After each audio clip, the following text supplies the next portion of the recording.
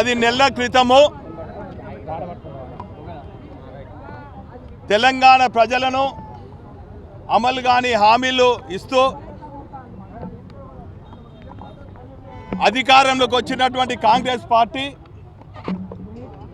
తన ఇచ్చినటువంటి హామీలు నిలబెట్టుకోలేక ఒక బాధ్యత ఉన్నటువంటి ప్రతిపక్ష పార్టీ పైన, ప్రతిపక్ష నాయకుల పైన, బీఆర్ఎస్ పార్టీ శ్రేణులపైన, కేసీఆర్ గారి కుటుంబ సభ్యులపైన అనేక అవినీతి ఆరోపణలు చేస్తూ రుజువు చేయని నిస్సాయ స్థితిలో ఉండి ప్రజల పక్షాన ఒక బాధ్యతని ప్రతిపక్ష పార్టీగా ఎక్కడికక్కడ కాంగ్రెస్ నాయకులను, ముఖ్యమంత్రిని నిలదీస్తుంటే సమాధానం చెప్పక చేతగాని చౌటమ్మలు కాంగ్రెస్ పార్టీ నాయకులు.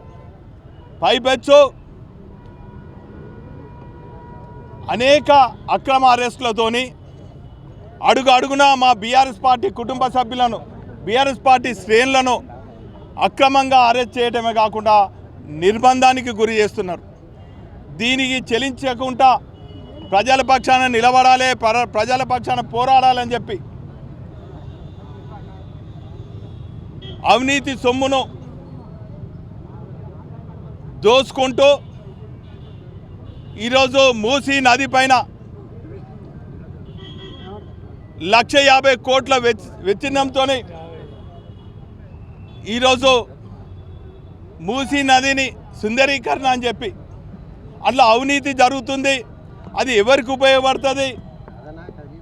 ఈరోజు పేదల ఇండ్లు కాపాడాలనే ఉద్దేశంతో పేదల ప్రజల పక్షాన బీఆర్ఎస్ పార్టీ శ్రేణులతో పాటు BRS party working president KT Rama Rao గారు ఉద్యమం చేపడుతుంటే, మరో పక్క నిన్న అవినీతికి కేర్ ఆఫ్ అయినటువంటి కాంగ్రెస్ ముఖ్యమంత్రి రేవంత్ రెడ్డి గారు తన జన్మదినాన్ని పురస్కరించుకొని చాలా సంతోషం, ఒక దైవిక క్షేత్రంలో జన్మదినాన్ని జరుపుకోవటం మేము కూడా వారికి శుభాకాంక్షలు తెలియజేస్తున్నాం. కానీ అదే సందర్భంలో తెలంగాణను సాధించినటువంటి, తెలంగాణ గాంధీగా కొలవబడుతున్నటువంటి కేసీఆర్ గారి చావును కోరుతూ మూసీ నది పనులకు అడ్డం వస్తే బుల్డోజర్లతోని తొక్కిస్తాం, సంపిస్తాం అనడం ప్రజాస్వామ్యాన్ని కూని చేయటమని కూడా ఈ సందర్భంగా తెలియజేస్తున్నాను. ఈరోజు కేసీఆర్ గారిని అంటే ఆకాశం పైన ఉమ్ము వేసినట్టే. ఆ ఉమ్ము మళ్ళా రేవంత్ రెడ్డి గారి మీదనే పడుతుంది, కాంగ్రెస్ శ్రేణులపైన పడుతుంది. ఈరోజు మీరు 100 రోజులలో హామీలన్నీ కూడా, గ్యారంటీలన్నీ కూడా నెరవేరుస్తా అన్నది ఈరోజు 10 నెలలు గడుస్తున్నది. ఇక సంవత్సరం దగ్గరకు వస్తున్నది. మరి ఇప్పటికి కూడా ప్రజలందరూ కూడా పోరాడుతుంటే వారి పక్షాన మేము పోరాడవలసిన బాధ్యత ఒక ప్రతిపక్ష నాయకుల పైన ఉన్నది, ప్రతిపక్ష పార్టీ పైన ఉన్నది. అందుకే ఈరోజు ప్రజల గొంతుగా, ప్రజల పక్షాన మేము పోరాడుతున్నాం. ఇప్పటికైనా బేషరతుగా తెలంగాణ తొలి ముఖ్యమంత్రి తెలంగాణ గాంధీకి బేషరతుగా క్షమాపణ చెప్పాలి. లేని ఎడల ప్రజాస్వామ్యబద్ధంగా అతనిపైన కేసులు బనాయించాలని చెప్పి మేము అన్ని పోలీస్ స్టేషన్లలో కంప్లైంట్ చేస్తున్నాం. అందులో భాగంగా హనుమకొండ పరిధిలో ఉన్నటువంటి సుబేదార్ పోలీస్ స్టేషన్లో మరి ఈ కంప్లైంట్ ఇవ్వబోతున్నాం. అకారణంగా, అక్రమంగా మా నాయకులను భయభ్రాంతులకు గురి చేయడం కాకుండా ప్రజాస్వామ్యాన్ని కూని చేసే విధంగా అనేక మాటలు మరి మా పైన చావాలని కోరటం, ప్రజాస్వామ్యబద్ధంగా ఎన్నికైనటువంటి నాయకులను ఈ తీరుగా అవమానించడం చాలా బాధాకరమని కూడా ఈ సందర్భంగా తెలియజేసుకుంటూ, ప్రజాస్వామ్యవాదులందరూ కూడా గమనిస్తున్నారు, కాంగ్రెస్ పాలనను చీగొడుతున్నారు.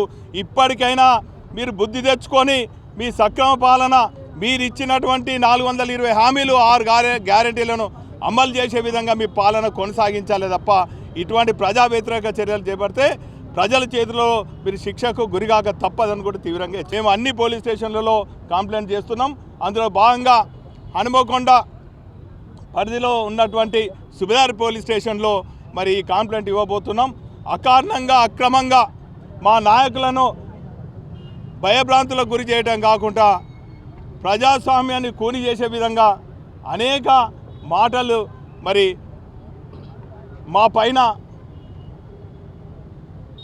చావాలని కోరటం, ప్రజాస్వామ్యబద్ధంగా ఎన్నికైనటువంటి నాయకులను ఈ తీరుగా అవమానించడం చాలా బాధాకరమని కూడా ఈ సందర్భంగా తెలియజేసుకుంటూ ప్రజాస్వామ్యవాదులందరూ కూడా గమనిస్తున్నారు. కాంగ్రెస్ పాలనను చీకొడుతున్నారు. ఇప్పటికైనా మీరు బుద్ధి తెచ్చుకొని మీ సక్రమ పాలన, మీరు ఇచ్చినటువంటి 420 హామీలు 6 గ్యారెంటీలను అమలు చేసే విధంగా మీ పాలన కొనసాగించాలి తప్ప ఇటువంటి ప్రజా వ్యతిరేక చర్యలు చేపడితే ప్రజల చేతిలో మీరు శిక్షకు గురిగాక తప్పదని